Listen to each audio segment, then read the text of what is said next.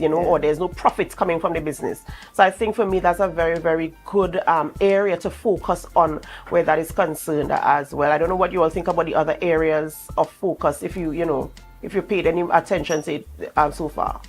Well, I just want to piggyback on what you stated in terms of the SMEs.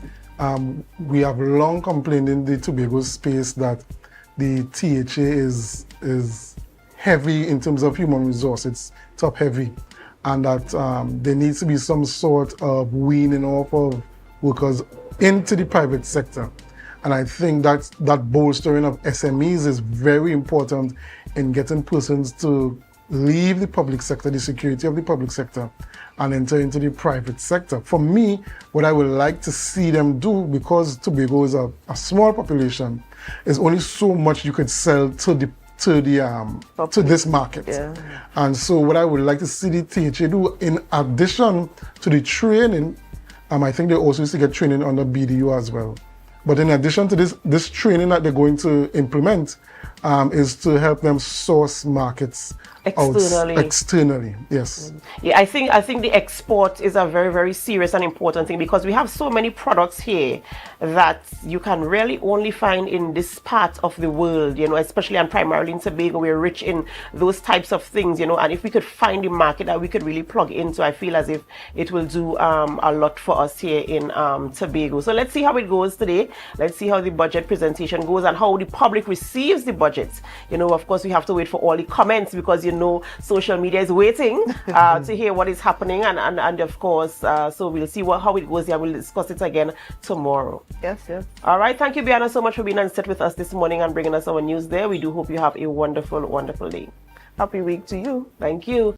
All right, ladies and gentlemen, it's that time of the morning where we celebrate with those who are celebrating. It's time for our birthday shout-outs. And of course, you know, we here at Tobago Updates Television, we love a good celebration, and we always join in with those who are celebrating. So this morning we start off by saying happy birthday to Latoya. Latoya Kato celebrated her birthday on the weekend, and we say happy belated birthday. This is coming to you from all of us here at Tobago Updates Television.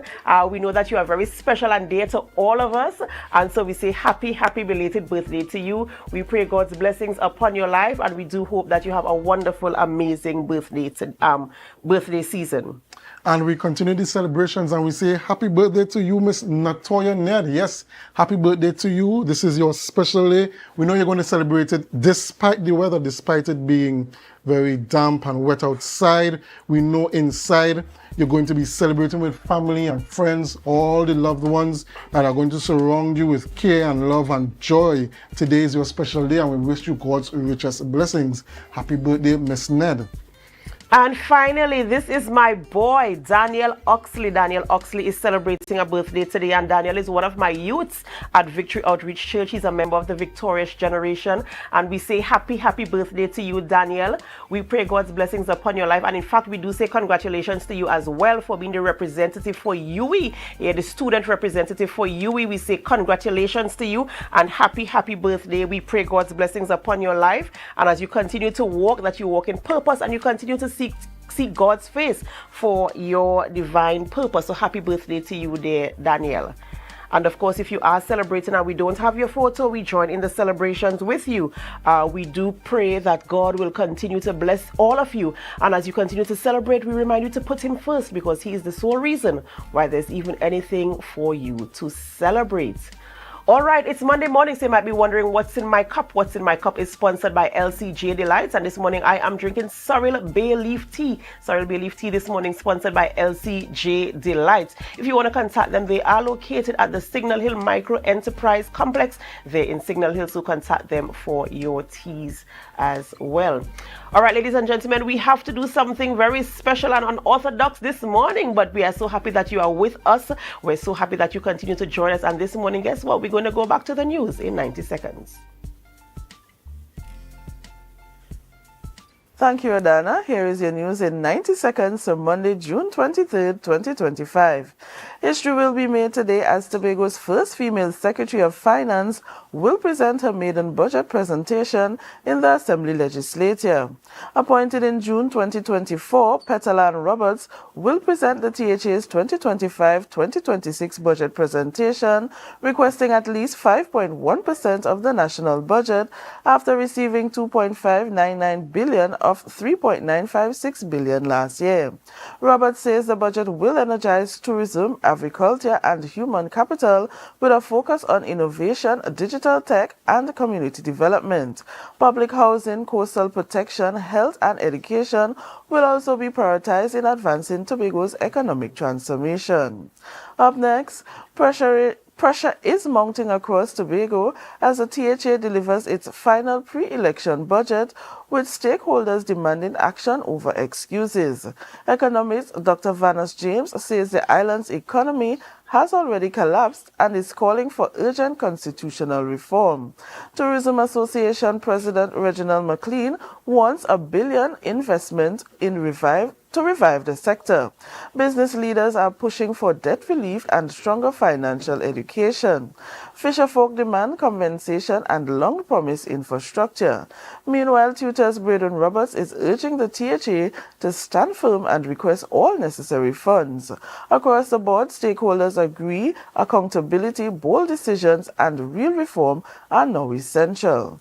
And finally, a yellow-level adverse weather alert is in effect until 2 p.m. today as a tropical wave approaches, bringing the threat of heavy rain and thunderstorms to Tobago and eastern Trinidad.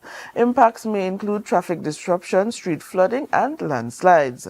The public is advised to stay alert, secure loose items, and avoid flood waters.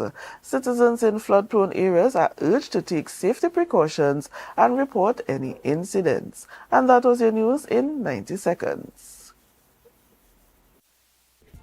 Thank you, Biana, for our news there in 90 seconds. And of course, we do apologize. And we thank you for staying with us as we present to you, the conversations that we need to have in the local space here in Tobago. As we mentioned earlier, it is budget day today, and we will be bringing you coverage. So we do hope that you could stay tuned with Tobago Updates Television as we bring those conversations to you. Akinlabi, who are we having conversations with this Monday morning? Well, this Monday morning, we're having conversations with Inspector Dexter Miller of the TTPS, and he will be talking to us about the TTPS updates as we usually do, and as well talking to us about safety tips at graduation dinners. Yes, safety tips at graduation dinners. And also we will be speaking with Mr. Aaron George Reed, who is a former teacher, and he's going to be talking about being honored by Tutor in 2025. All right. Thank you so much for that, Akinlabi. And viewers, of course, we do hope that you can stay with us as we have these conversations this morning. Of course, you want to be a part of what is happening here on the island of Tobago. And of course, remember, you can also leave your comments on our Facebook live stream and our YouTube channel. Be a part of the conversation. Ask your questions, make your comments. Let us know what you think, what you feel, and what you have to say. For those of you who are viewing far or wide, we thank you so much for making us #1 for morning show here on the island of Tobago. Before we get into our conversations this morning, of course, we have to invite you to help us. Share the live, share the live, share the live. We'll be right back.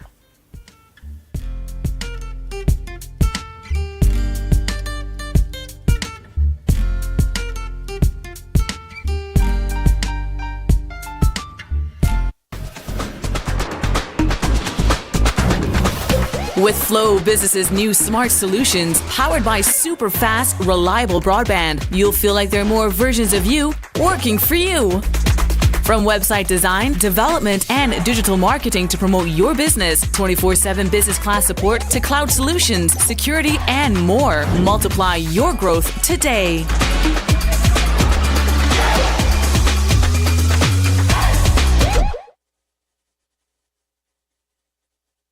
Quartz is well known as the Caribbean's largest retailer, providing consumers for generations with the very best products to enhance their homes.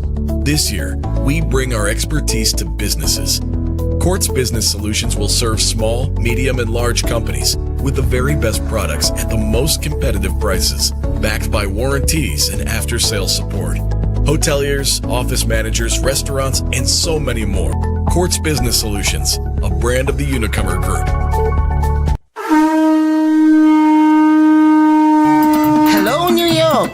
Are you ready to celebrate the essence of Crusoe land and the culture of Tobago? Well, get ready for Tobago Day in New York City, hosted by the Tobago Empowerment and Alliance Mission, Sunday, August 17, 2025, Nazareth High School Courtyard, 475 East 57th Street, Brooklyn, New York, 12 noon to 8 p.m. We bring the Tobago vibes to the Big Apple. Live music, Tobago food, cultural performances and family fun. So bring Tanty, Granny, the uncle, invite the whole neighborhood. Just bring everybody and bring your significant other too. Come celebrate Tobago Day in New York City, Sunday, August 17th, Nazareth High School Courtyard. But I forget to tell all you, it's we 10th anniversary celebration. For more information, call 929-327-7857 or check Team's Facebook and Instagram pages, Team Tobago Day. Hair goals, we've got them. At S&R Hair Fantasy, we provide a wide variety of quality hair, the latest hair accessories, adult toys, skin lightening products, female underwear, and much more under one roof. Check us out on Shelbourne Street in Plymouth or call us at 317-0808. We're open Monday through Saturday, 10 a.m. to 6 p.m. S&R Hair Fantasy for queens who know exactly what they want. Welcome to Tobago Glass Supplies, where innovation meets excellence and service reigns supreme. Well, I want a proper window for me house, yeah? I want no shake thing in my place. Our commitment is simple: to provide high-quality, innovative aluminum, vinyl, and glass solutions for both commercial and residential spaces. We get one wall on the side and we get one hole. You can put a window there, invent something, a window for put there. At TGSL, we don't just meet needs, we exceed expectations. Our range includes the finest aluminum cladding options, setting new standards in durability and style. Well, me meet ya. Me don't know who I'm talking to, but I have to be cousin Tofina tell me for call all you go get proper thing for put there. Me don't know. Driven by our passion to elevate, we aim to be the leading supplier in the Caribbean market while retaining our identity as a family-owned business. Driven? No, I ain't driving. I get a bus ticket. One of me pick me them, go drop me down there. Must bring me down there. Russo Trace Printer, down by the place down there. Because at Tobago Glass Supplies Limited, it's not just about products, it's about relationships. It's about you. It's all about me? Who's your family? You know Edna and Dorka and them, you know them, but you resemble them Edward boy and them Edward people them you. Tobago Glass Supplies, Russo Trace Spring Garden, telephone number 639-6266. Innovation, quality, service. That's Tobago Glass Supplies Limited. Dance Ensemble Tobago presents our signature event, Tobago Dance Sport Championship and Dancing with the Caribbean Stars. Lights, cameras, dance. Our 12th edition on Saturday the 12th of July, 5 p.m. The Shore Park Cultural Complex Auditorium. See our dancers, all ages, compete in waltz, jive, rumba, salsa, mambo, and much more. Our Dancing with the Caribbean Stars. Who will take home the Mirror Ball Trophy? Mrs. Takiana Ned Augustine, the wife of the Chief Secretary of the Tobago House of Assembly. Miss Lynette Louie, vocalist entertainer. Mrs. Cassandra Thompson Forbes, journalist and Tobago correspondent. Mr. Javon Carrington, founder and head trainer of Dosfit Studios, and Mr. Julian Skeet, administrator and former TV host. After show dance party with DJ Santa out of Trinidad. Early bird tickets, adults $200, children $75, and general tickets, adults $250 and children $100. Get your early bird tickets now from Dance Ensemble members, D&D Jewelers at Tobago United Cooperative, Milford the 24 gas station in Canaan, and the Shore Park Cultural Complex box office. For more information, you call 772-9049 and 340-5758. You can't miss this one.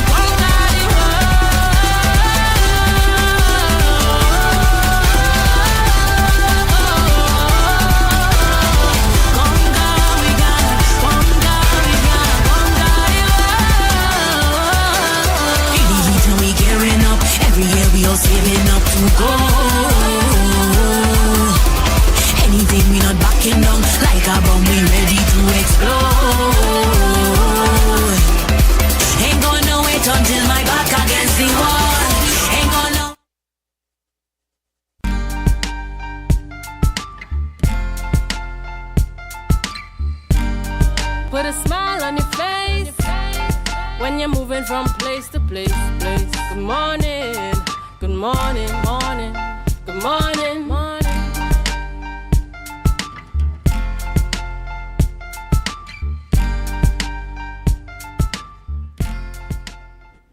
Welcome back to the morning show here on Tobago Updates Television, and thank you so much for staying with us.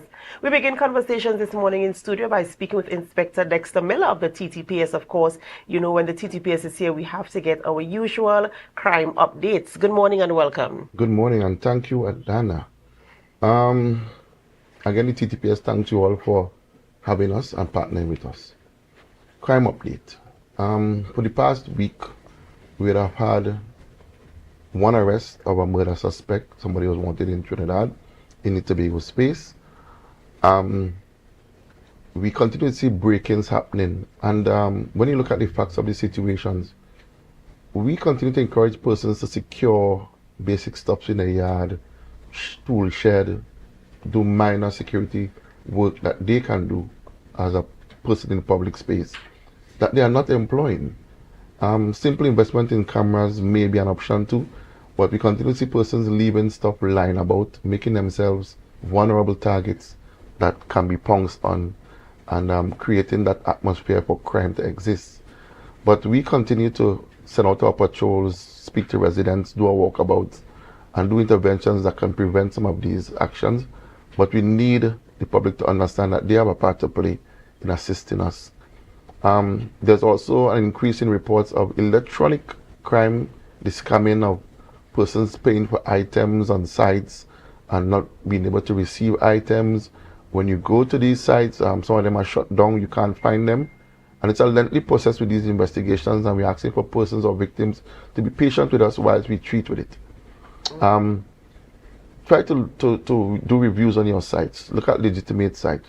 Persons are paying for hotels online, and when you do come to Tobago, it's non-existent. So we are employing persons to do a bit more due diligence in their checking and in their looking on these sites for places. We also see that an increase in wounding for the past week. For some reasons, persons are not choosing dialogue or non-aggressive type of solutions in their situations, neighbors, friends. That is something we're trying to also educate persons on, that they can have dialogue, try to minimize or mitigate the aggressive type of response in meeting with solutions to social or interpersonal issues that may come up. So the long weekend was relatively quiet. The police was out in their numbers, patrolling the beaches, the hotels, the guest houses, paying attention to the airports, persons and the seaports, persons coming and going. So we continue to be relentless in our efforts out there. You know, our viewers are very, very curious and interested to find out about, over the past couple of weeks, and it could probably extend into a month, I think, or so, or just over a month or two. We saw two, at least in the Tobago space, altercations where civilians were shot and killed by police officers. Can you give us any updates in terms of what is transpiring so far where that is concerned? Well, as we know, those matters are under investigation. Because of the gravity nature of these matters, the investigations has to be thorough. There's a process that must be endured in pursuant of these investigations. So they are currently ongoing. I'm sure the Assistant Commissioner of Police Tobago, Mr. Tobago, and the Senior Superintendent, Mr. Eli, are actively involved in these investigations to the point of receiving information so that it can be passed. The DPP will also be engaged in these matters eventually for final adjudication. So they are ongoing at this time. So we don't want to prejudice any type of information that may. While the investigations are ongoing, are the officers on active duty? What is their status? These officers are still on active duty. We know the baseline is innocent until proven guilty. The investigation does not necessarily mean that the officer not being sent on leave or any type of suspension is a prejudice to the investigation. It's purely independent, and also the police complaints authorities also pursuing the matter. They have actively engaged in the investigation also. So it's been covered on both sides where the investigative process is concerned. Inspector, I want to ask, concerning these investigations, what is the threshold that has to be met for an investigation to be conducted by the Professional Standards Bureau? Because it seems, is this investigation being conducted by the police service themselves or the Professional Standards Bureau? Well, the Professional Standards Bureau is part of the police service, but this one will not meet the professional standards in the first instance. Now, the Professional Standards Bureau mainly deals with corruption or a perceived corrupt practice by a police officer or a public officer. Okay. So it's purely investigated like any other crime would take the pursuit. You know, in terms of, and it's something we constantly talk about, especially when we're talking to TTPS, in terms of ensuring public trust and confidence in the TTPS, you know, and that is something that has to be an ongoing sort of initiative and campaign and relationship, because sometimes when we feel as if we're getting somewhere, then we see something might happen and it will again kind of shake the confidence. And so what is the TTPS doing, or what is the position right now in terms of ensuring that the relationship between the TTPS and the public, the communities, the man on the street, remains a confident one where we can have that measure of security and feel confident that, hey, I mean, this is an isolated incident and the TTPS really is working for the people. How do you mitigate that situation? Well, we continue to give reassurances in our operations, in our programs, in our commitments.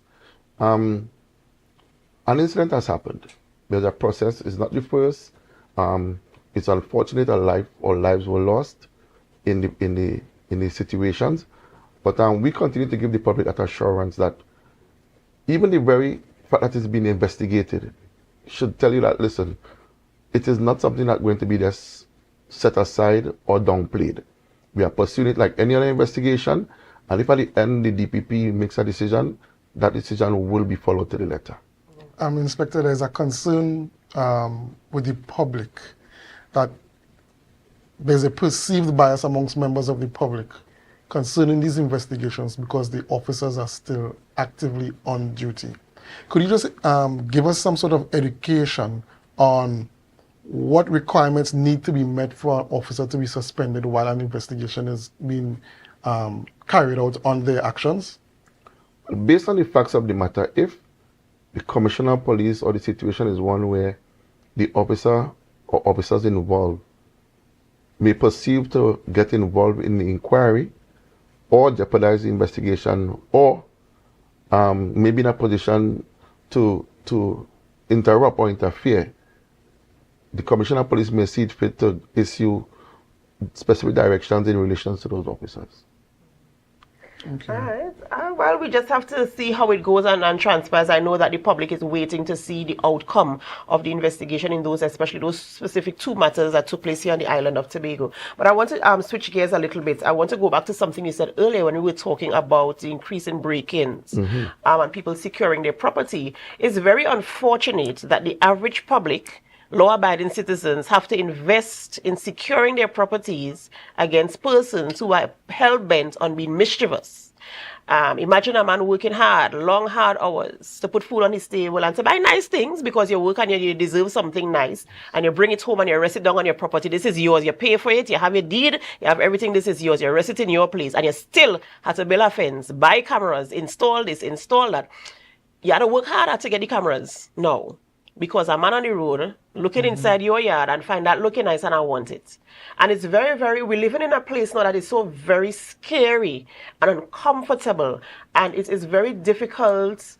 Sometimes you feel as if you want to do everything in secret and in privacy. And I don't know what kind of society that is, or what kind of social interactions you can now have living exclusive to yourself, because it's very, very difficult. And in terms of the police now coming together in communities and ensuring that the awareness is there, what kind of initiatives are being taken on by the TTPS to ensure that people really kind of feel safe and they don't feel like if I had to buy 10,000 cameras and put around my house to ensure that nobody walk in my yard? Well, ma'am, we continue to educate. There are walkabouts, there are personal engagement, house to house in every district. Community engagement is one of our pillars our strategic plan.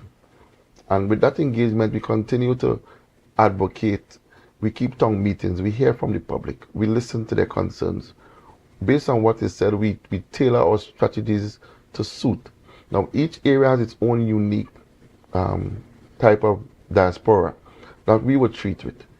So the engagement is broken down in accordance with what area it is and where it is and what is happening in the area at the point in time.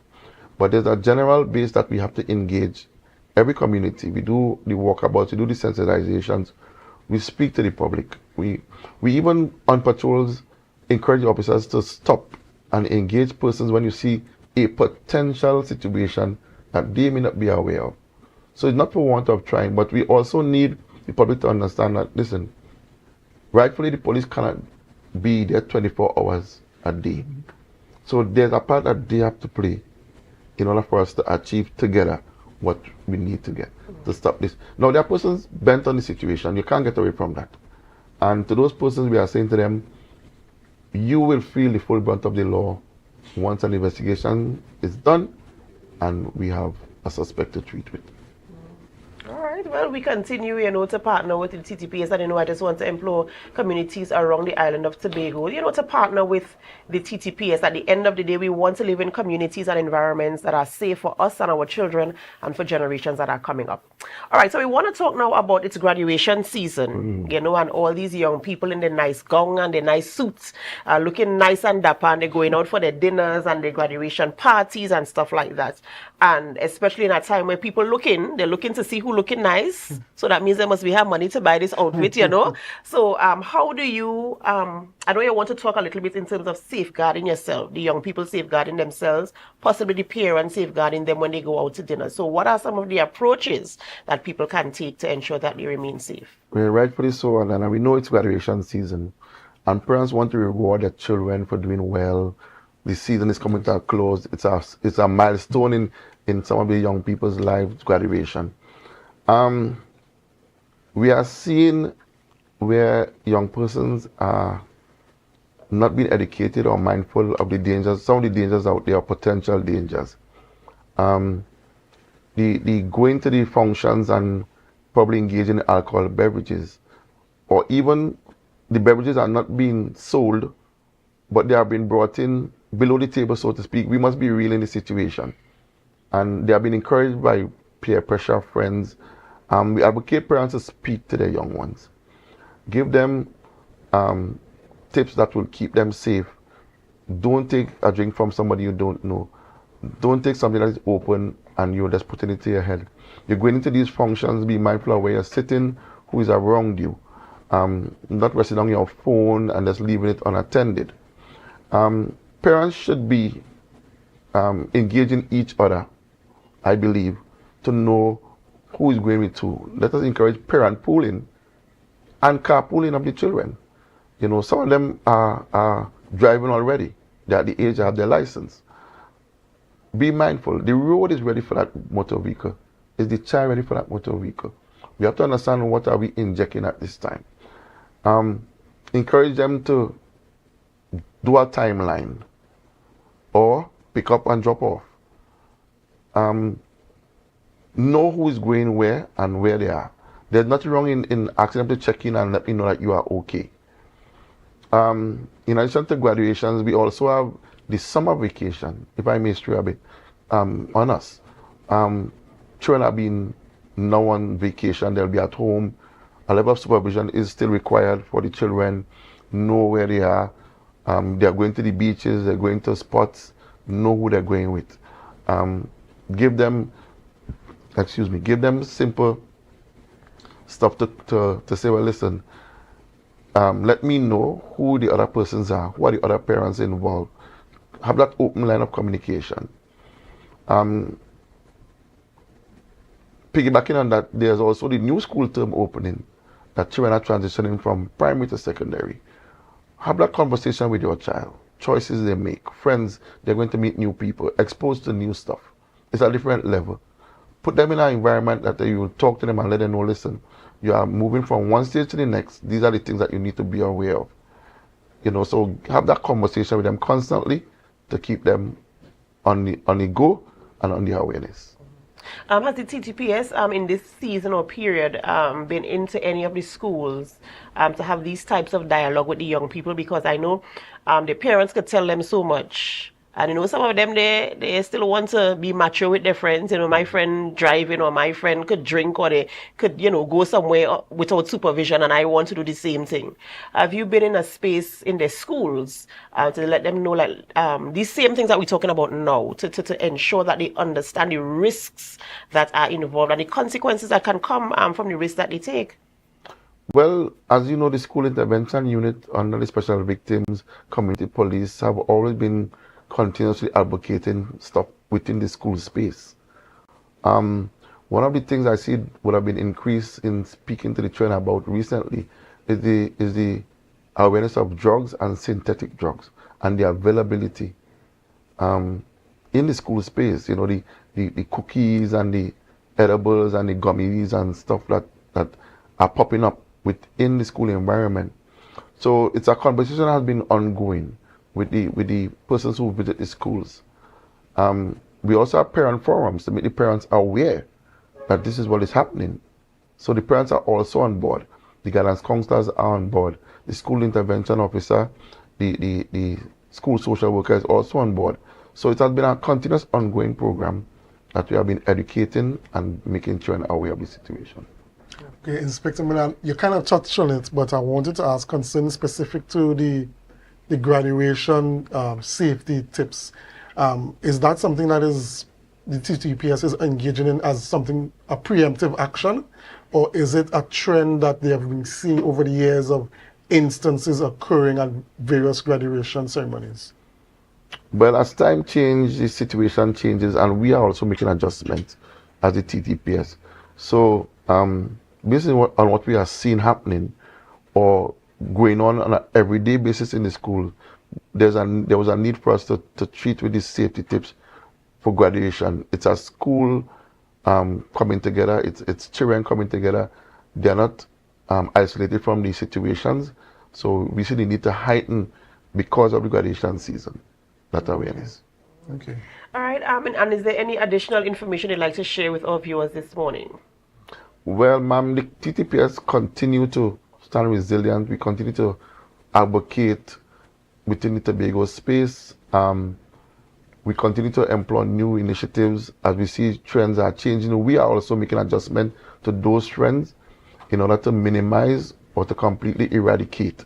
We continue to ask for our external stakeholders to be patient with us, to partner with us. They may not understand some of the programs that we employ from the inside, but rest assured it is for the benefit of all law-abiding citizens. All right. Thank you so much, Inspector Dexter. We really appreciate you this morning for coming in and, you know, giving those tips, reminding the public of their responsibility as well, and to also give us some updates in terms of what TTPS is doing to ensure that we remain in safe spaces this morning. Ladies and gentlemen, this morning we've been speaking with Inspector Dexter Miller of the TTPS as he brought to us the crime updates here in the Tobago space, as well as giving tips, safety tips for graduation season, the summer vacation, and of course going back to school come September morning. We have to go for a short break before we continue conversations this morning, and as we go, we invite you to help us. Share the live, share the live, share the live. We'll be right back.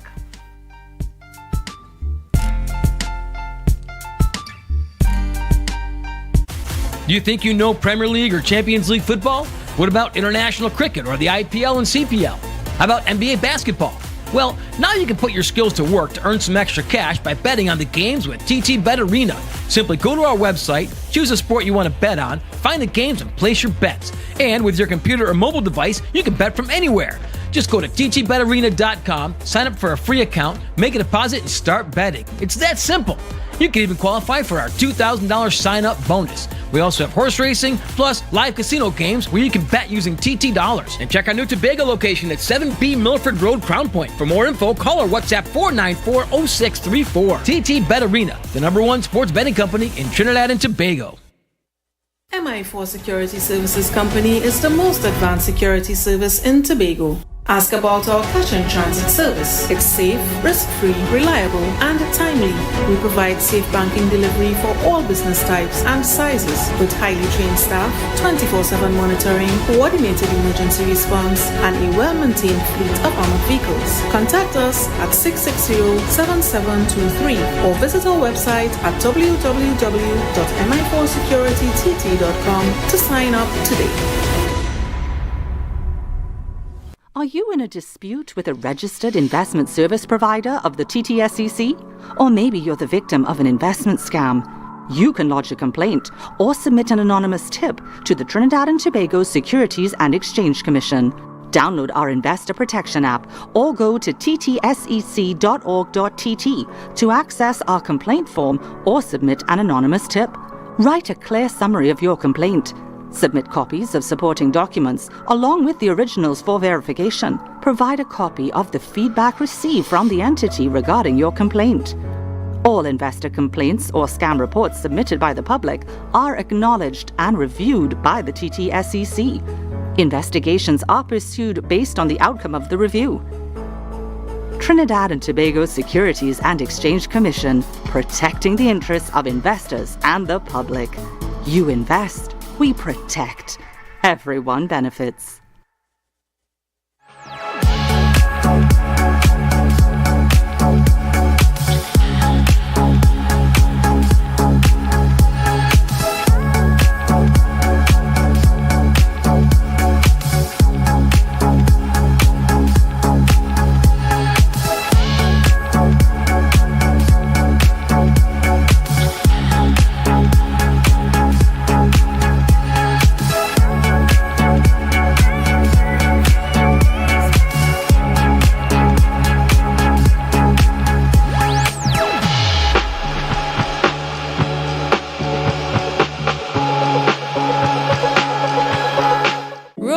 Mouth-watering fries, salads, combos, and specials galore. Feeling for something to eat? Come and see. Our rotisserie is seasoned to the T. Kicking chicken, masala, and jerk roast. Crispy fries made from scratch. Who do you know can't beat that? Or salads freshly cut and packed. When you taste it, you'll be wanting to come back. So come check us out on number 2 Robinson Street, Uptown Scarborough, Tobago. We open on Saturday nights from 7:30 to 11:30 p.m. Monday to Thursday, we're open from 10 a.m. to 9:30 p.m. and on Friday, 10 a.m. to 4:30 p.m. Contact us at 772-7443 and all social media handles at The Rotisserie Factory. So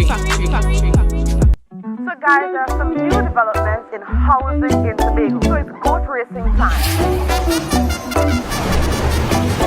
This is 116, the show that keeps you in the know with all things Tobago House of Assembly. Each week, 116 delivers a fun and engaging overview of the latest developments, achievements, activities, and events of our dynamic assembly. So join me. Let's dive into the Tobago House of Assembly's Week in Review right here on 116.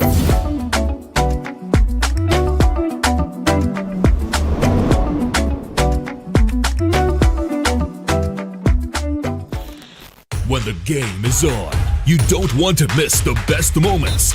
With AMPLIA TV, you can enjoy our ultimate sports package and watch your favorite games on the go. Stay connected and informed with sports news, scores, and stats with AMPLIA's fastest internet speeds. Up to 1 gigabyte fiber internet, you can stream riveting football action, cricket, NBA games, and much more. With AMPLIA, it's game on. Visit amplia.co.tt or call 800-4663. AMPLIA. Do more, live more.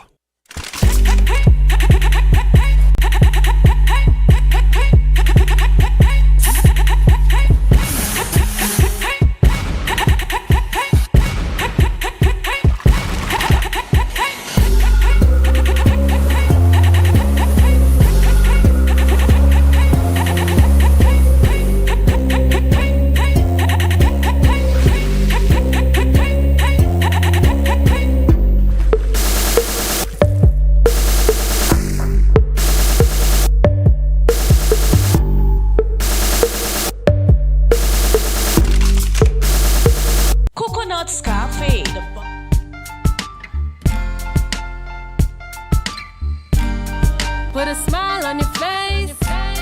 When you're moving from place to place. Good morning, good morning, morning, good morning, morning.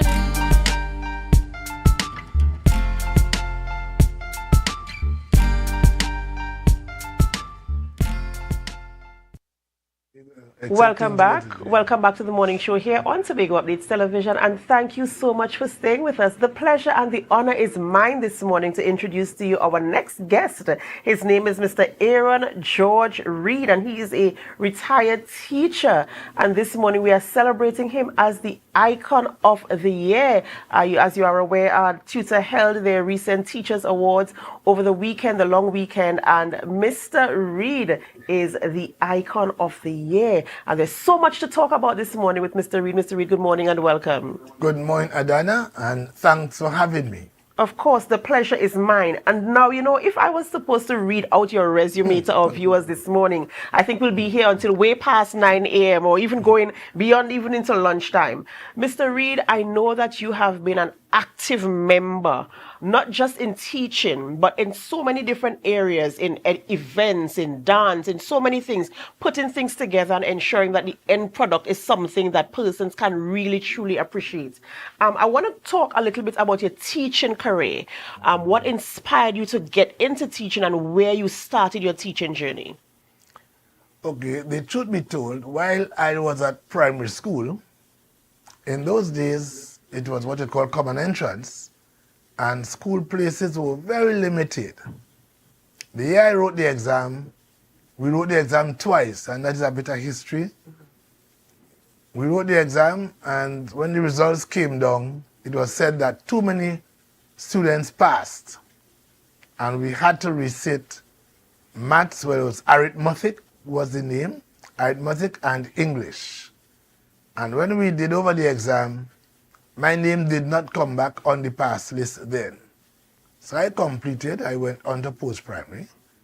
And while I was at post-primary, every time a teacher was absent, I was sent to take the class. So I started teaching from way back there. And then I wrote the school leaving examination, and I was the only person who passed for the school that year, and the only pass for the school within a 5-year span. Wow. So I was more or less out of the classroom more than in the classroom, assisting teachers and teaching, and that's where my whole inspiration came from initially. Wow, you know, I never knew that before, and it's very, very interesting, that induction into teaching there. And you know, as you got into the teaching, you went to college, you got your degrees, your diplomas, your certificates, everything, all your credentials in terms of certifying yourself as a teacher. And the 38.25 years of being a teacher, there must be some experiences. There must have been some points in your life where you thought, yes, I'm doing a good job. Or sometimes you might even consider, why did I get into teaching? Have you had any of those moments? Well, I had no regrets, but I had lots of pleasures because I did not just stick to the classroom teaching. I was involved in everything in the school life, all the co-curricular activities. I did the sporting events, I did the cultural events, whether it be the poetry, the drama. I even taught ballroom dancing. So I was involved in everything, so my career had some excitement as opposed to being bored. And you know, talking about the things that you were involved with, I will just read a few of your achievements for our viewers. Your teacher's diploma from Valsayn Teachers College, your certificate in public administration from the University of the West Indies, professional certificate in events management from the George Washington University of the USA, certificate of participation, introduction to law from the University of the West Indies, extramural studies, and the list goes on. We have bronze medals for ballroom dancing, Latin dancing, you know, and there's so many things. And I wanted to ask you this very, very important question. And I think it's something that a lot of people need to pay attention to. You not just teaching, but you were a part of the extracurricular activities like the ballroom dancing, event management. You got involved in so many different things. why do you think it is important to branch out, or at least to have some sort of experience or knowledge in all these different areas to make the whole package a holistic package? One of the things that you must try to be a holistic or a wholesome person. And when you do that, you gain so much experiences, and you are giving, you are sharing yourself, you are assisting society, and that was my thing, so assisting society. So whatever little skill the Lord gave me, little talent, I share it. I never believed in lighting your candle and putting it under a bushel. He says, let your light so shine that men may see your good works. That's right. And that's what I did. And added to all of that, I always believed when you are involved in anything or placed anywhere, you must make a difference. It cannot be same old, else it didn't worth you being there. I like that. Very, very sound advice and encouragement there. And you know, in your years of service, whether it be in the classroom, on the dance floor, whether it be in planning events or whatever you found yourself doing, what are some of your high points in terms of your most memorable moments? And I know there would be a lot, because we're talking about a not expanse of years and experiences, meeting a lot of different people, going to different countries, doing all sorts of things and engaging. So what are some of your most memorable moments? Well, if I take from on top, come down, well, one, going abroad as the manager of the Signal Hill Alumni Choir and hosting the shows abroad. That was a big thing for me. Another one is when the 2007, when the government of Turks and Caicos invited me to produce and manage the opening ceremony for Carifta Games.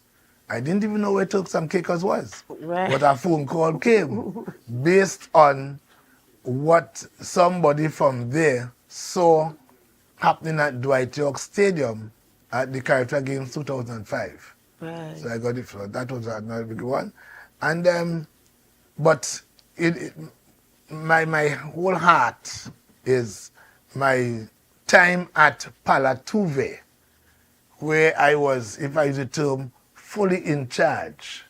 Make or break, I would have been responsible. So I had to function, and I was able, as I use the term, and the records are there, transform the school and community. School and community. We move it from the proverbial behind God's back and place it right in front of his face in all aspects.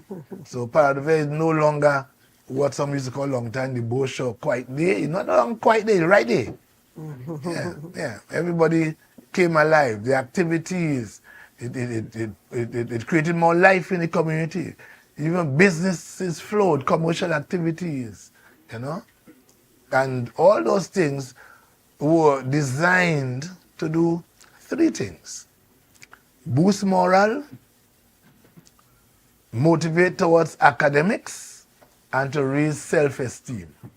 And that is why the school was able to progress academically. And I know Palatuve is Palatuve Anglican is your baby, you know, and I was waiting to come to that, but you got there before me, and I know you really enjoyed your time there. In fact, I think at that school is where I met you for the first time, and I saw your passion, Mr. Reed, and your approach in terms of problem solving, thinking quickly on your feet and bringing results, you know, very result-oriented guy. This Mr. Reed is a result-oriented guy. Right. And, you know, I must applaud you for that. And I join with all of Tutor, all of Trinidad and Tobago, and all of Palatuve Anglican past students and present to cement this award that you received this year, the Icon of the Year. Now, receiving this award, I know before the awards, they would probably indicate to you that you are selected to be the Icon of the Year. What does it mean to you receiving such an award? First of all, there was a sense of satisfaction coupled with the acknowledgement for the service I gave. And as I said in my acceptance speech, you cast your bread upon the waters and you shall find it many days after. Well, the bread has now been found. And that's it in a nutshell. Right, and I know it must have been I mean, I was not there, but based on the reports that I received, I understand that, everybody was in agreement with this award this time around, and, well deserving. Mr. Reed, as you are now a retired teacher and you're doing your thing, what is next for you? Okay, well, as is observed, I'm visually impaired. I lost my natural vision. So what did I do? I just go after the technology. So I'm now able to function using my phone pretty adequately. I see it as good as any and better than many. I'm using my computer now. I still do work. I still assist people in editing work virtually. I assist people in doing letters, and I still move around. So you're still actively involved in terms of helping people to achieve their goals as well. I'm not a sleeper. I know you're always looking for something to do, always engaging yourself. And of course, we have to bring you back to speak about the visual impairment and how it has impacted your life and how you are still able to manage all the things that you have to manage. We will, of course, bring you back on that topic. But I just wanted to talk to our viewers this morning in terms of achieving their goals, identifying their strengths and working on them to bring the impact, because you said that you wanted to bring change wherever you are. You don't want to be in a situation where you're part of something and it doesn't change, it doesn't impact people.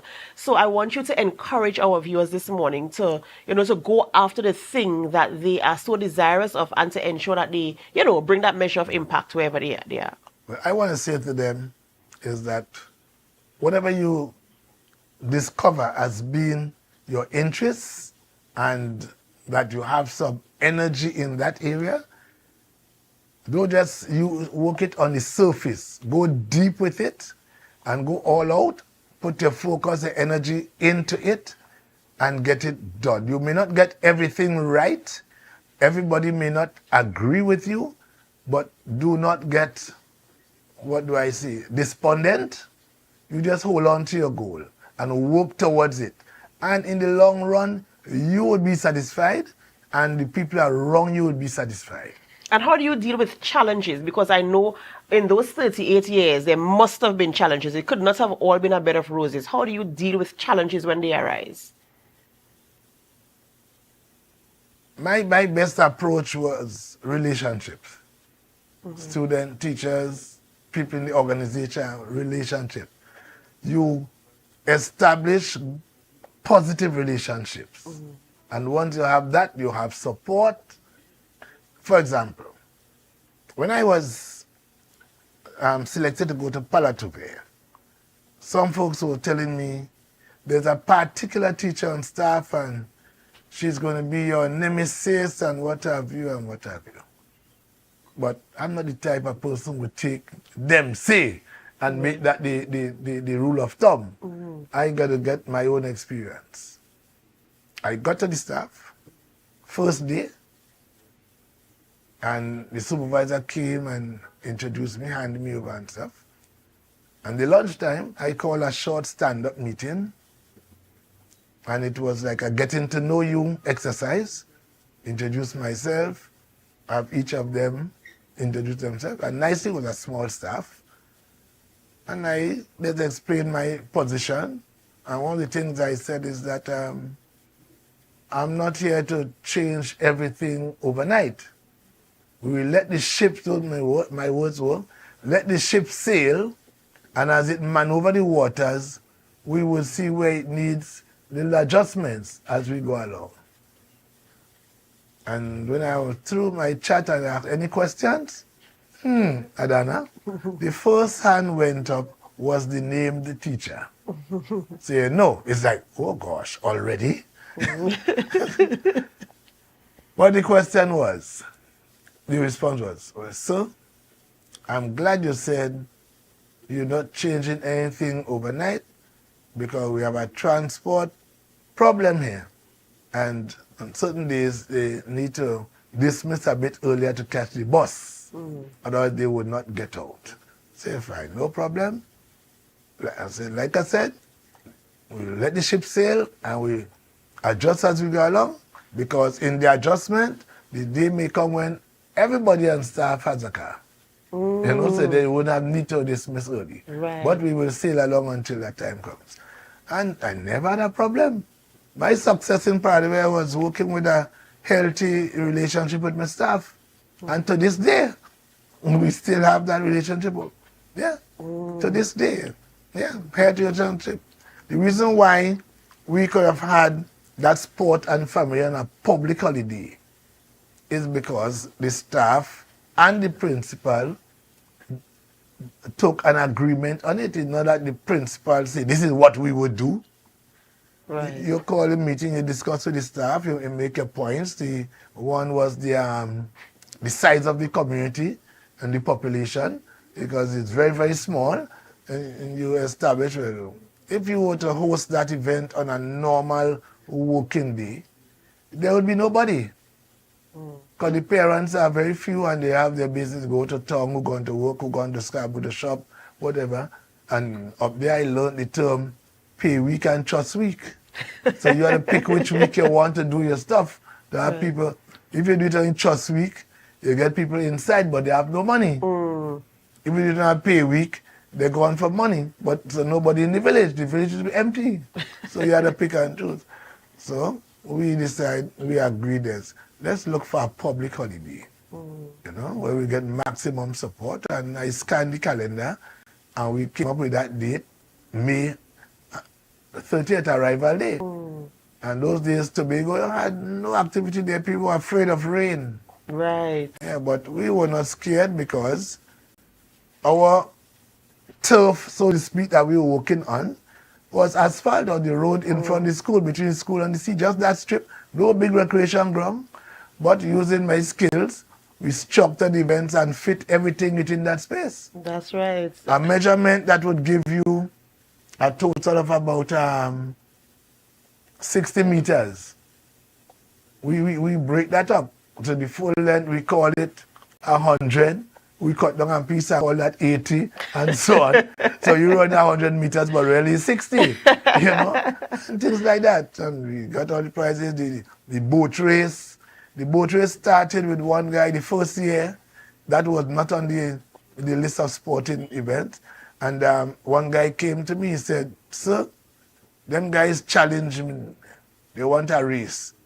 He gave $100. They are putting down this winner take all. So actually the first prize for the boat race that year was $100. And they went out and did the race, and he won the race actually. But so from onwards, I started getting sponsorship for it until, I think when I left, it was up to maybe 2005 or something like that. Wow. And that boats from all over Tobago come in. So actually, I'm saying here, that structured pirogue boat racing started in Palatube. Another activity that started in Palatube, and we didn't patent it, you go to sporting events and you see people doing an activity called musical hoops. We know musical chairs, but they have the hoops on the ground and your dancer move around and jump into the hoops. That started in Palatube. Right. Yeah, we started that there. Yeah. One, we didn't have enough chairs to take from the people and let them stand up and use the chairs. And two, you know, chairs were cumbersome to move out. And we tried with the hoops. Try to do the train first before the sports day, and then work it there. Wow. And that's where it started. Innovation. That's where it started. That's right. You know, I wish I could sit here all morning and go down memory lane with you, because I'm so excited to hear about all the things that you did back then. And I also had my experience in terms of you planning events and planning and managing events rather successfully. So again, I must say congratulations to you, and the Icon Award of 2025 is well deserved. And I'm happy that you are here to receive it and to acknowledge it, and of course all of your colleagues also agreeing that you are the right man for this year to receive the Icon of the Year award. Ladies and gentlemen, we're so happy that you stayed with us this morning as we have this really, really important and feel-good conversation this morning with Mr. Aaron Reed, who is the Icon of the Year 2025 as tutors celebrated their Teachers Get Together. This is where we end the morning show, unfortunately, but it's not where we end our programming. We head on over to GMT, which is Good Morning Tobago, and we do hope that you can stay with us. And as you stay, we invite you to help us. Share the live, share the live, share the live.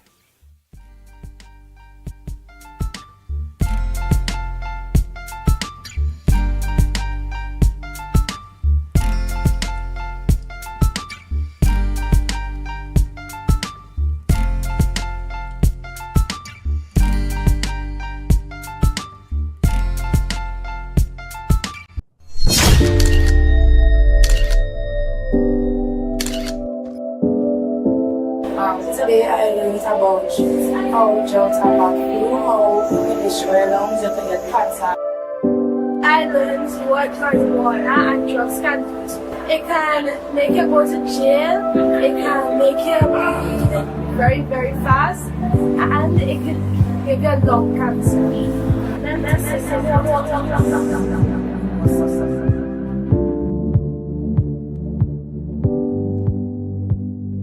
My name is Sherman Joy Charles, and I am a Behavioral Services Officer with the Alcohol and Drug Abuse Prevention Program under the Division of Health, Wellness and Social Protection. So we are here to commemorate World No Tobacco Day, which is celebrated annually on May the 31st. And today we have our annual Clean Air Fair, where we target Standard 5 students throughout Tobago. This morning we are targeting the Standard 5 students from the Mason Hall, Moriah, Kasara and Palsrevere schools. And so we're just here to educate them on the impact of tobacco use and to give them the necessary skills that they may need to resist tobacco use. The theme for this year's initiative is actually unmasking the appeal to tobacco products. And we realize that a lot of students are now experimenting not so much with cigarettes, but more so with vapes, particularly students in the secondary school. And so this initiative was ready to capture the Standard 5 students before they get out into that high school environment where the pressure to use tobacco may increase. This was really an initiative that was born through our previous manager, Mrs. Billy Sterling Lewis, and it's just to really get the information out there to the students, really to have the intervention at an early age so that as they grow through adolescence that they can make healthy choices regarding not just tobacco use but healthy choices regarding their lifestyle. So what we want to take home is, one, tobacco use is not something that they should get involved in. There are no positive effects. So that's the first thing you want them to understand. And secondly, we want them to understand that it's okay to say no. A lot of children are experimenting because they don't know how to say no. They don't know how to resist peer pressure. So that's the second thing we want them to do. And we want them to be those persons that could go out into their schools and make a positive impact. Those persons who can mentor their own peers and give them the information that they would have received when it comes to tobacco. We want to really promote a tobacco-free Tobago, and so we want all hands on deck. It's not just the school's responsibility, it's not just adult responsibility, but we want to make sure that message is heard at home and also within the community spaces.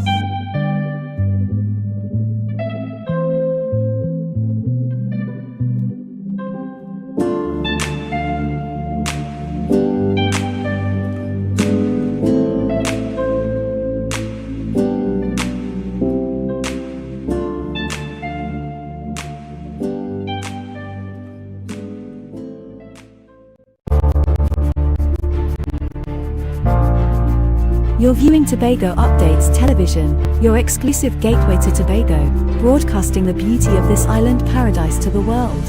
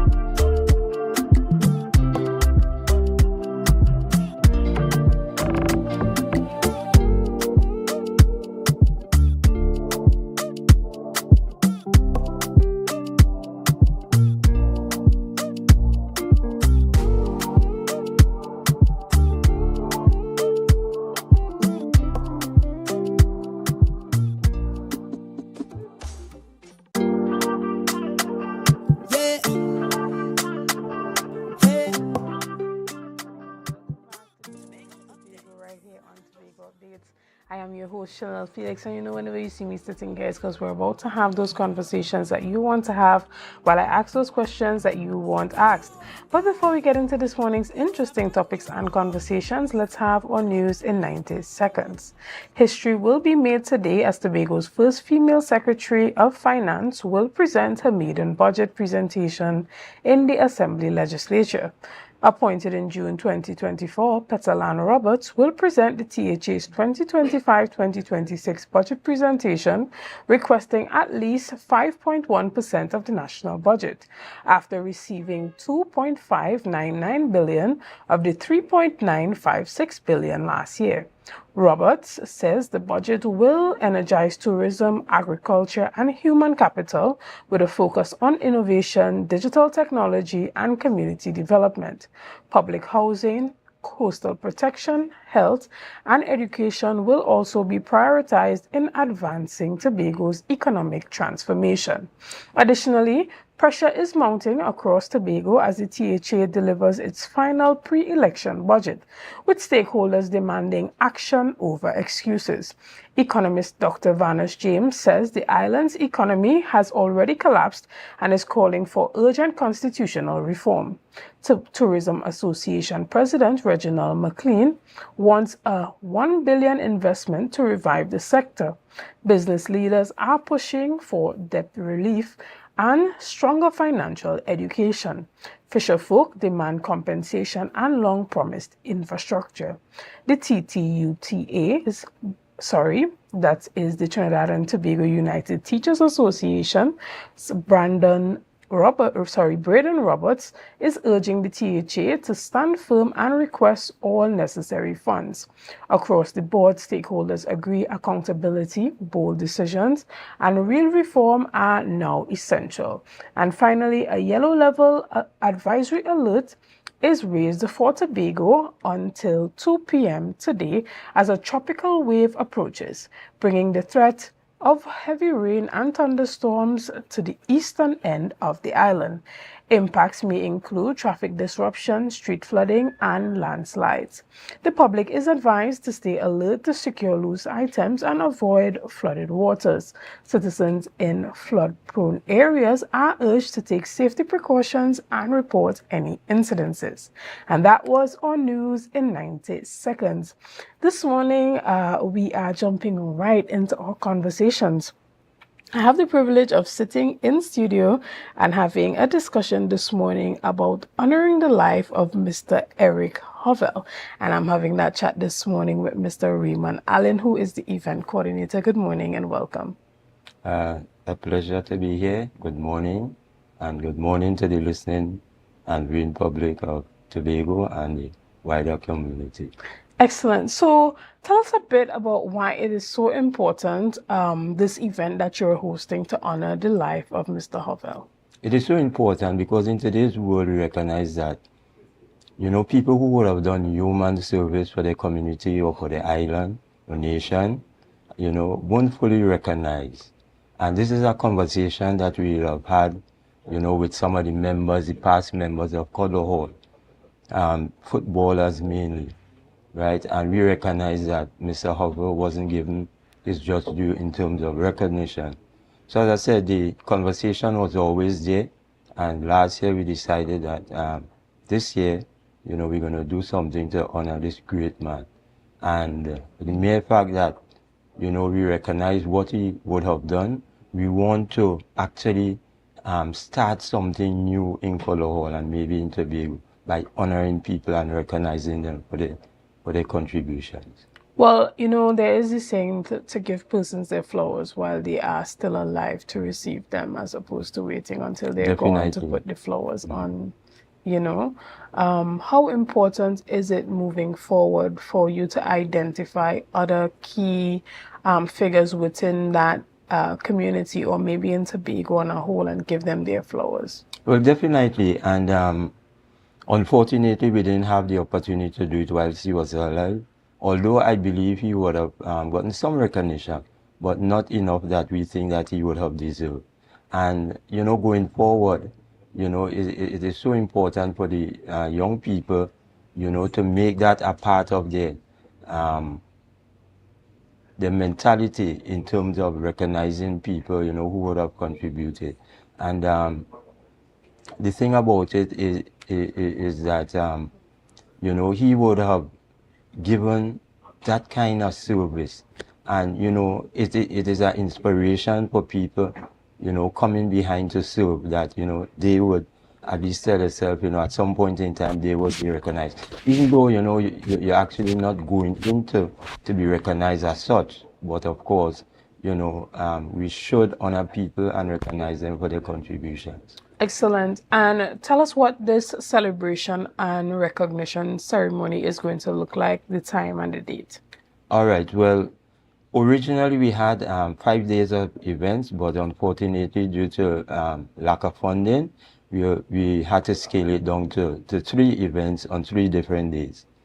On Wednesday, we're having a church service at 4:30 at the Scarborough Anglican Church.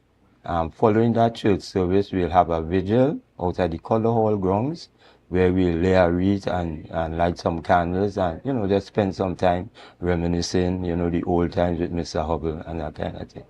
On Thursday, there's the health fair, which takes place at the multipurpose building at Color Hall between the hours of 8 to 2 p.m., where we invite all the, well, I don't want to just bring it down to senior citizens only, but people generally in the community to come and get their numbers checked, right? And on Saturday, we have the fun day, whereby we having things for the children, like bouncy castle, face painting, punch board, and, various other activities to engage the children. Also, we are carded to have 3 games, a female game, we have a youth game, and the last game would be between some of the older members of Color Hall who still in good shape to play against a team yet to be decided upon at this point in time. Right. And what are some of the long-term things that you would be doing to honor his memory? How would persons be able to remember him? Is there a plaque that would be placed on the grounds? What exactly are you? Well, so far we haven't come up with anything detailed as yet, but this committee, which was formed last year, we have a lot of brilliant minds, and I think we're going to come up with something that is appropriate, that we could put out there on the ground. Even though there's a plaque, but I think that plaque has been defaced, right? So we need to change that and put something, a little bit more established, a little bit more permanent, and, take it from there. Right. Is it something that you have to work with the Division of Community Development to get that permission to go ahead and put his name on a plaque around that field? Yeah, of course, approvals must be sought for by, the various divisions, in the THA, and we don't see it as a problem, because as I said, this is a man who would have carried football literally on his back, for Tobago, and, the kind of inspiration that he would have given, even to me, in terms of following in his footsteps, because it's something that he would have always cherished and encouraged, which is young people getting involved. And I could remember in 1985, right, he handed over the reins of the Color Hall presidency to me, right? And let me just go back a bit. Color Hall was formed in 1970. We had himself, Mr. Hubble, Mr. James Millington, and Mr. Bernie Lewis, who was the coach at the time. And during that period of time, we had great players like Claudius Maho Hills. We had John Clark, we had the McCain brothers, we had the Smith brothers, we had the Ian Dailies, we had Terry Cook, we have Selwyn Phillips, we have Dave Peterkin, we have Peter Granville, and I will leave myself for last. So, it's a rich history, that needs to be more than just encouraged, but, preserved. Excellent. And we want to thank you and your committee for doing all that you have to do to honor the life of Mr. Hubble. And so before we round up the discussion, you can go ahead and remind persons again of all the activities that are happening, the time and the date, and why it's so important for them to come out and participate. So again, on Wednesday, which is the 25th, As a matter of fact, Erica was born on the 25th of June 1923, and he would have passed on the 23rd of October 1993.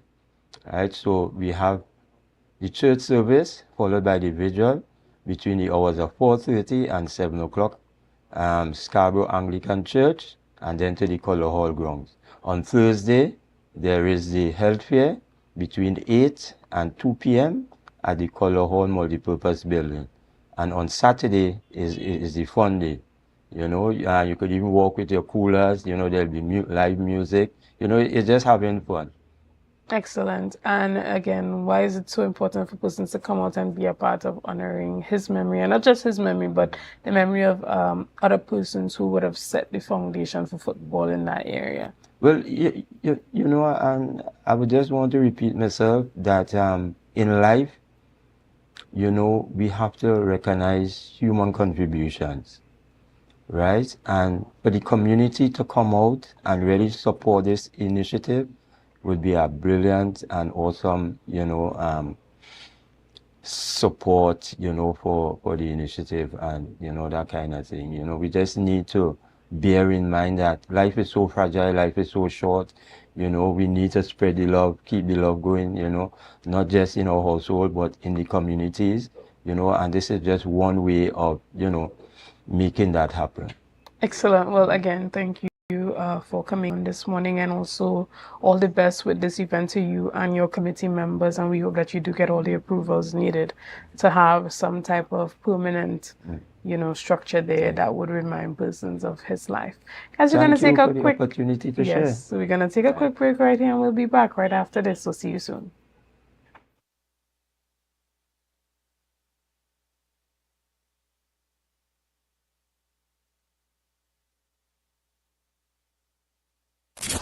Dance Ensemble Tobago presents our signature event, Tobago Dance Sport Championship and Dancing with the Caribbean Stars. Lights, cameras, dance, our 12th edition on Saturday 12th of July, 5 p.m. The Shore Park Cultural Complex Auditorium. See our dancers, all ages, compete in waltz, jive, rumba, salsa, mambo, and much more. Our Dancing with the Caribbean Stars. Who will take home the Mirrorball Trophy? Mrs. Takiana Ned Augustine, the wife of the Chief Secretary of the Tobago House of Assembly. Miss Lynette Louis, vocalist entertainer. Mrs. Cassandra Thompson Forbes, journalist and Tobago correspondent. Mr. Javon Carrington, founder and head trainer of Dosfit Studios. And Mr. Julian Skeet, administrator and former TV host. After show, dance party with DJ Santa out of Trinidad. Early bird tickets, adults $200, children $75, and general tickets, adults $250 and children $100. Get your early bird tickets now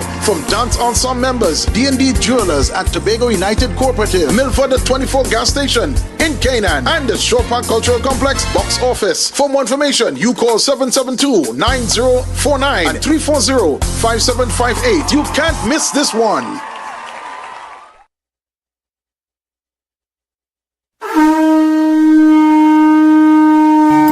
Hello, New York. Are you ready to celebrate the essence of Crusoe land and the culture of Tobago? Well, get ready for Tobago Day in New York City, hosted by the Tobago Empowerment and Alliance Mission. Sunday, August 17, 2025, Nazareth High School Courtyard, 475 East 57th Street, Brooklyn, New York, 12 noon to 8 p.m. We bring the Tobago vibes to the Big Apple. Live music, Tobago food, cultural performances, and family fun. So bring Tanty, Granny, the uncle, invite the whole neighborhood. Just bring everybody and bring your significant other too. Come celebrate Tobago Day in New York City, Sunday, August 17th, Nazareth High School Courtyard. But hey, I forget to tell all you, it's our 10th anniversary celebration. For more information, call 929-327-7857 or check Team's Facebook and Instagram pages, Team Tobago Day.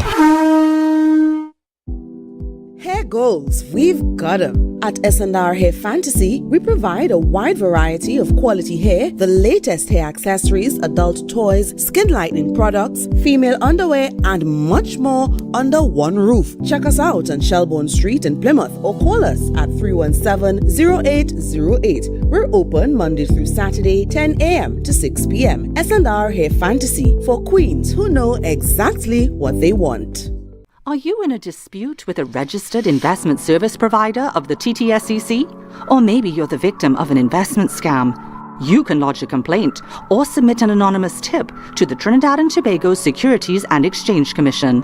Download our Investor Protection app or go to ttsec.org.tt to access our complaint form or submit an anonymous tip. Write a clear summary of your complaint. Submit copies of supporting documents along with the originals for verification. Provide a copy of the feedback received from the entity regarding your complaint. All investor complaints or scam reports submitted by the public are acknowledged and reviewed by the TTSEC. Investigations are pursued based on the outcome of the review. Trinidad and Tobago Securities and Exchange Commission, protecting the interests of investors and the public. You invest, we protect. Everyone benefits. Do you think you know Premier League or Champions League football? What about international cricket or the IPL and CPL? How about NBA basketball? Well, now you can put your skills to work to earn some extra cash by betting on the games with TTBet Arena. Simply go to our website, choose a sport you want to bet on, find the games and place your bets. And with your computer or mobile device, you can bet from anywhere. Just go to ttbetarena.com, sign up for a free account, make a deposit, and start betting. It's that simple.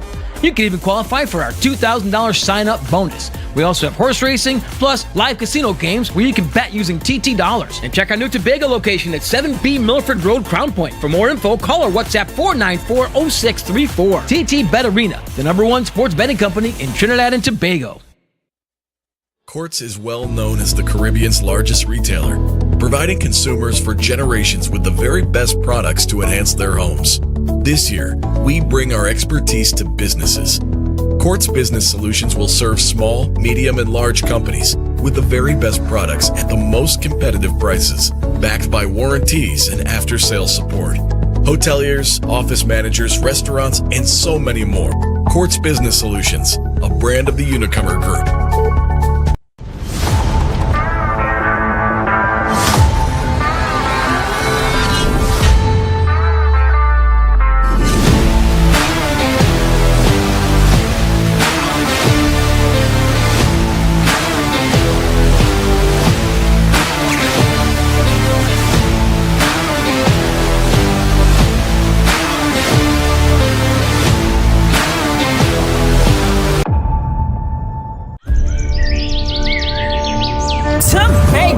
This is your chance to lock in the brunch experience of the summer. Sun Up. Real bad girl, get nasty. The brunch inclusive edition, the ultimate party in the East, where vibrant flavors, refreshing cocktails, and electrifying vibes collide. It's happening on Saturday, July 5th from 3 p.m. at Deltec Compound, Argyle. Bring your coolers, bring your crew, and brunch, sip, and vibe in style. This is the flavorful escape you've been waiting for. Grab your tickets now at Barcode, Harblow Supermarket, Lost Restaurant and Lounge, Deltec Compound, and committee members. Sun Up. It's more than a brunch. It's an experience. So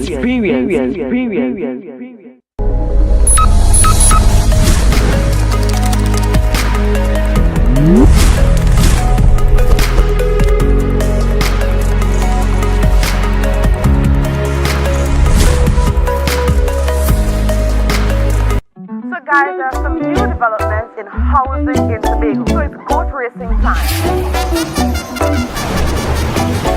This is 116, the show that keeps you in the know with all things Tobago House of Assembly. Each week, 116 delivers a fun and engaging overview of the latest developments, achievements, activities, and events of our dynamic assembly. So join me. Let's dive into the Tobago House of Assembly's Week in Review right here on 116.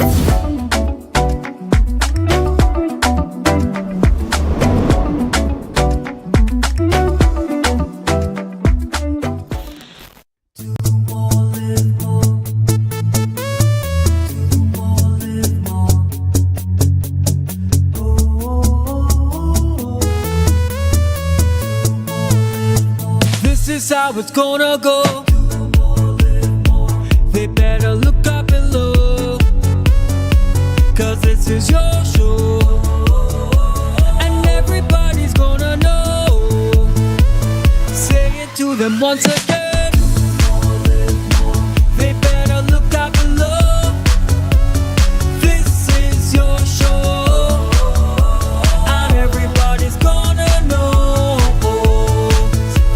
it's gonna go. They better look out below, 'cause this is your show.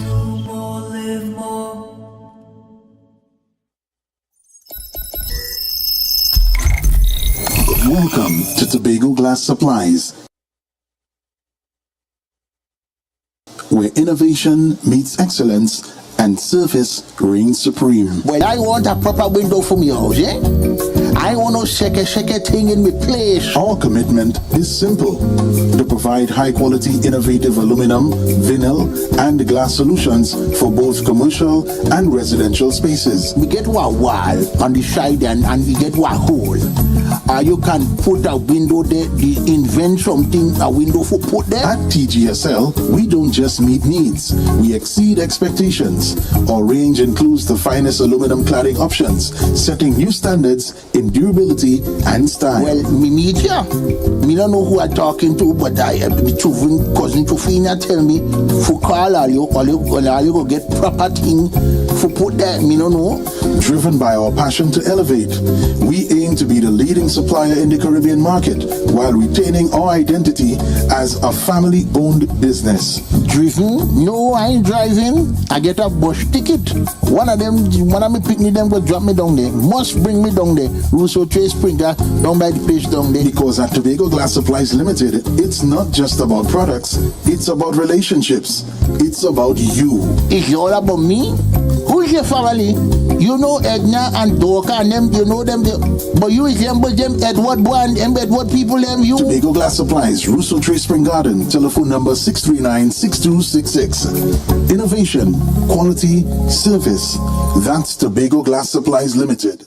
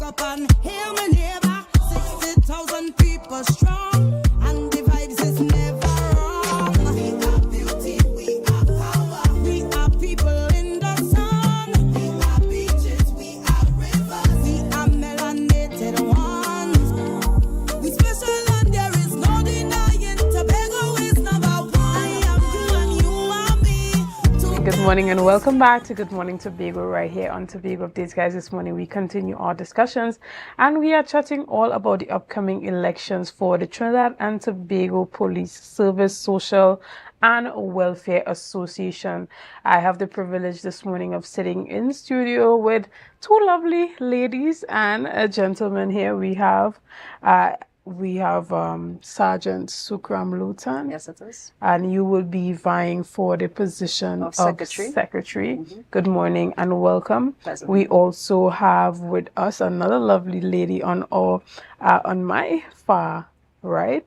We have Mrs. Gail Ann Edwards Ali. Yes. Right, and that's also Sergeant. Yes, Sergeant, vying for Assistant Secretary. Excellent. And in the middle, we have Inspector Miller, and you will be vying for the position of Trustee. Yes. Good morning, and thank you for having us. All right, good morning, and I'm speaking with Team Equity. Equity. Yes. All right. Well, let me start with you, Madam Secretary in waiting. Why did you put yourself up for the position, and what type of passion for leadership do you have?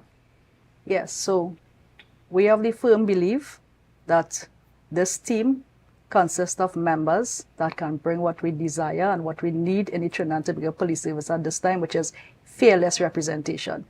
Representation to ensure accountability, right? As our name suggests, our team is about empowerment, quality of work life. We want a different quality of work life. We want unity, inclusiveness of all our members, both the regular and the special reserve police officers and our municipal officers. We want inclusiveness, we want transparency in the way things are done, and we want to yield results. And we have the firm view that we can do that. Excellent. And Assistant Secretary in waiting, Sergeant Edward Ali. Good morning to you. Morning. Tell us why you also decided to put yourself forward. And we see that you two are the two women on this Team Equity. Why is it important for women to be involved in this level of leadership within the TTPS? Yes, I have looked at the slate and the strength of the individuals thereon, and I believe that we have the leadership qualities, the professionalism, the integrity to go forward. And looking at these individuals, I decided that these are the members I think could go forward and lead the executive of the Social Welfare Association of Trinidad and Tobago Police in the direction it needs to be. It's time that we have that level of change, and we believe that we could bring that change. I believe that this group of individuals could bring that change. Excellent. Inspector Miller, a lot of persons may not know the actual role of the Trinidad and Tobago Police Service Social and Welfare Association. Give us a bit of a background on that and why it's important for this level of leadership within your team to be that team that move forward to lead. Okay, thank you. The Social Welfare Association of the Police Service deals with issues that affect police officers socially and their welfare, the workplace, the policies. We are challenging some of the policies, some of the structure of the situations that we believe that police officers, both serving and retired, supplemental and municipal, should be treated differently. We have at a stage of transformation in the service, and the association too must also transform its ideas so that we can treat with the individual. The human resource in the service is the most important one, regardless of what they say. The car can't operate by itself, the computer can't work by itself, and if we don't have that proper treatment of the human resource aspect or element, the whole system crumbles. So this Team Equity believes, based on the experience and the knowledge and the performance and the years of service we have had individually and combined, and based on our professional qualifications and personal interactions and being out there and being in the trenches throughout the years, that we are equipped with all the prerequisites that can transform the Social Welfare Association to keep with the present trend and to lead the future of the service where the human resource aspect is concerned. Right, and this association is in Trinidad and Tobago. So you being voted in as trustee or secretary or assistant secretary, this is for the entire Trinidad and Tobago and not just the Tobago division. That's correct. Absolutely correct. That's correct. Excellent. But how are decisions made within the association, and how are those decisions then transferred into overall policy that transforms the TTPS? So this is one of the reasons why we have persons from both Trinidad and Tobago on our slate, because who else would understand the needs of where they are actually attached than the persons who are there? We are all police officers serving police officers in different divisions, different sections, and we have with us Mr. Guy, who is also from Tobago, and we have Inspector Miller, who is also from Tobago. So they have indicated to us the issues plaguing the Trinidad and Tobago Police Service, let me say at this point in time, regardless of whether you're in Trinidad or in Tobago, it's the same. It's one and the same, right? But we do have them bringing that touch from Tobago, and we do have other individuals from Trinidad also identifying the issues. Yes? In furtherance to answering your question, ma'am, how is the information and how do you get to decision making? The compilation of the Social Welfare Association, there's the executive, there's the central committee, and each division, branch, and section has a central committee representative, so that the information is flowed through the channel. The issues are brought back through the channel. So everything is discussed, it's tabled, it's viewed, it is sent out. We look at the information, we look at the majority and what is required. A decision is just not made solely by the executive, but we have inclusiveness for every division, branch, and section in the service to know what is best needed for police at this point in time. Right, and Inspector Miller, we see that the TTPS is moving towards a place where they are more customer-centric, right? Having that more customer service approach of how they deal with the public to regain public trust. How would that be done internally? Although these campaigns are being done externally to help encourage that partnership with the public, how would it be done internally, specifically with the input of the association to ensure that workers feel seen? Well, ma'am, we meet on a regular basis, or as we see fit with the Commissioner of Police, the stakeholders in the situation, and together we table the issues. We discuss the ideas, we look at the possible solutions. So it's not just an association making a decision. We go out, we seek the information, we speak to the commissioner, we speak to the executive of the TTPS, we speak to all officers at all levels, and together we make that decision what is best for the majority. All right. And even our assistant secretary, vying for assistant secretary, how do you think you can make a difference to the overall TTPS by being in this position? Okay, this position would empower me using my qualifications as a HR MBA, right, to address all issues that would affect all our police officers. And when I say all, I am including our special reserve and our municipal, so that all HR related issues would be dealt with on that level. So understood. And, you know, without going into too much detail of exactly what some of the key issues are, when you think about, you know, truly rallying for your colleagues, what are some of the key elements you think that need to be put on the forefront when you ask people to vote for you? Okay. Yeah, and then you can have the secretary also. Yes. One of the key issues that we have is making sure that our officers has the correct tools and training to address issues on the outside. We have, as you mentioned earlier, about dealing with our clients, as we would call them now. Before we would say that we are in the charge room. Now we are in the reception area, because we engage people on that level. We train our officers now in the service to be more respectful, to be more compassionate, and have empathy to deal with the public. in the issues that they are facing. When people come to the station, they have a problem, and we need to be able to address it. And we want to make sure that our officers has the tools and they are safe. Bulletproof vests is a sore point that we have to ensure that all our officers are fitted with a proper functioning bulletproof vest so that they can go out there. Crime rate has increased. Even here in Tobago, we are now facing an increased level of crime.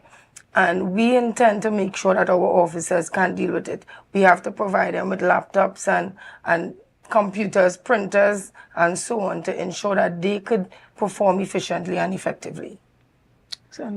Yes, please. So, in furtherance to what Mr. Edwards Ali said, we have not just external customers, but we have internal customers in Trinidad and Tobago Police Service, which are our employees.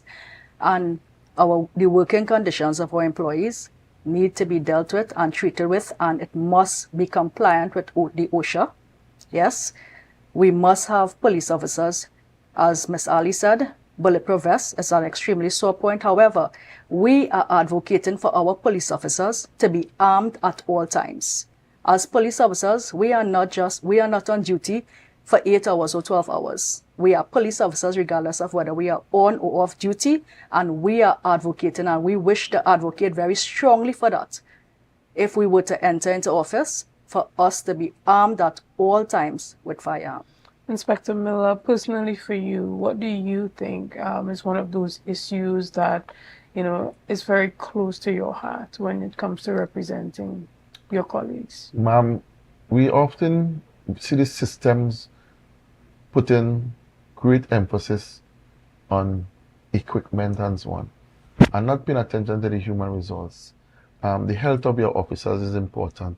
If we don't have healthy officers, we can't work. The environment, the social services, the medicals, the optical, the transformation back into society upon retiring from the service, there's no specific plan to treat with that, which is also a sore point. Having given all your life to the service and to your country, and to retire and not being treated properly in terms of your remuneration in a timely manner, and programs for you to reintegrate yourself back into social society. I mean, you see officers falling by the way. Some of them fall into social problems. So those are things that we intend to look at: the human resource, the system that treats with the special reserve officers in terms of how they are viewed, the important role that they play, because they work just as serious as any other officer. So we need to ensure that there's a balance, there's an equity, there's that equal treatment and recognition of importance that must be given to each and every officer. Excellent. Well, we're going to take a quick break right here, and when we come back, we will continue with this conversation. So guys, we're going to take a quick break here and see you soon. It's a brand new morning, rise up to a brand new dawn.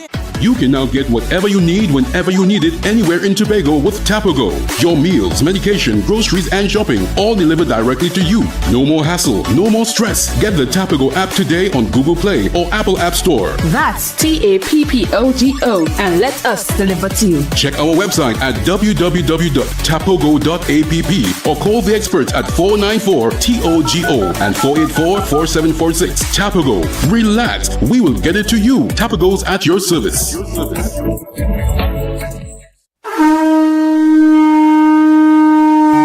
Hello, New York. Are you ready to celebrate the essence of Crusoe land and the culture of Tobago? Well, get ready for Tobago Day in New York City, hosted by the Tobago Empowerment and Alliance Mission, Sunday, August 17th, 2025, Nazareth High School Courtyard, 475 East 57th Street, Brooklyn, New York, 12 noon to 8 p.m. We bring the Tobago vibes to the Big Apple. Live music, Tobago food, cultural performances, and family fun. So bring Tanty, Granny, the uncle, invite the whole neighborhood. Just bring everybody and bring your significant other too. Come celebrate Tobago Day in New York City, Sunday, August 17th, Nazareth High School courtyard. But I forget to tell all you, it's our 10th anniversary celebration. For more information, call 929-327-7857 or check Team's Facebook and Instagram pages, Team Tobago Day.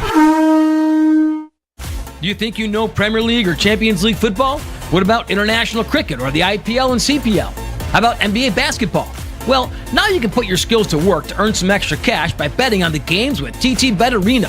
Simply go to our website, choose a sport you want to bet on, find the games and place your bets. And with your computer or mobile device, you can bet from anywhere. Just go to ttbetarena.com, sign up for a free account, make a deposit, and start betting. It's that simple. You can even qualify for our $2,000 sign-up bonus. We also have horse racing, plus live casino games where you can bet using TT dollars. And check our new Tobago location at 7B Milford Road, Crown Point. For more info, call or WhatsApp 494-0634. TTPS Arena, the #1 sports betting company in Trinidad and Tobago. Want to get better? Where to start? What kind of exercise to do? What to eat? How to get restful sleep? Need a doctor to search for root cause? Look no further. Come to Majuba Hill Lifestyle Center Foundation at our Wellness Center in Goodwood, or Food Hub in Darrow Springs, Scarborough, or Doctor's Office in Goodwood and Darrow Springs. Contact 49 Swift 4979 438.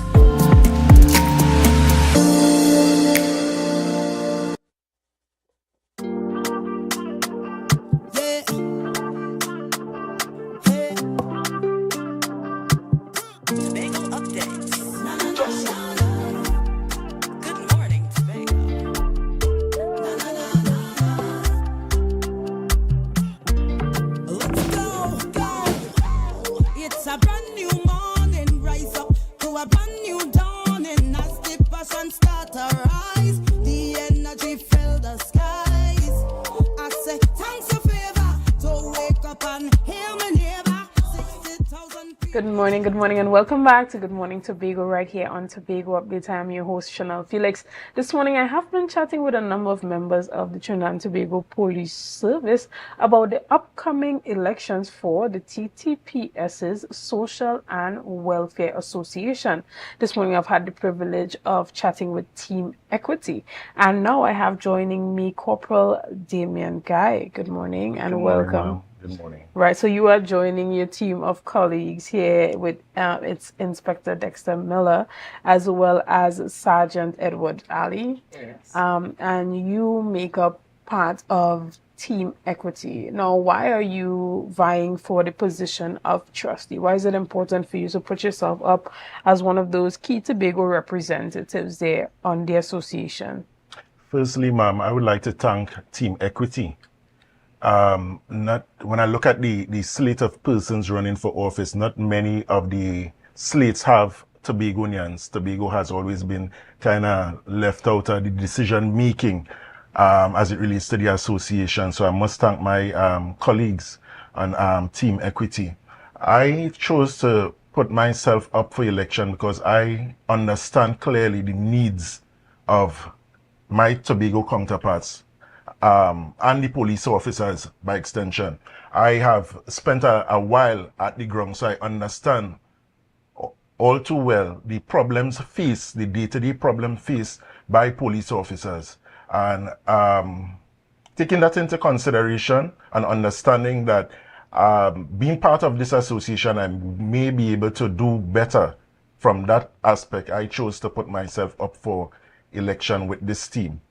Right, and Corporal Guy, you know, persons call the TTPS a cutthroat environment, specifically when you look at recent events that happened with the last removal of the last commissioner of police and how that deals with employee morale, especially when it comes to elevating within the TTPS. Is that an important, point for you to deal with as you are on this committee or on this association?